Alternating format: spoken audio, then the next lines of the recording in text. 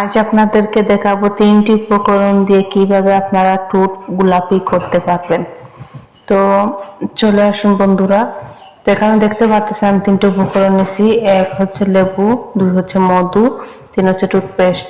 এই 3টে উপকরণ দিয়ে আজ আপনাদেরকে খুব সুন্দর একটা টিপস দেব। তো এখানে দেখেন আমি হাঁটি মধু দিয়েছি অল্প, টুথপেস্ট দিয়েছি আমার মানে অল্পখানি 1 টুথের বুঝে, কারণ আমি ফ্রিজে রাখবো না, আমি সাথে সাথে দিয়ে দেব। এখানে লেবু দিছি, লেবু রস অল্প দিয়ে একটু ভালো করে মিক্স করতে হবে 3টা উপকরণ দিয়ে।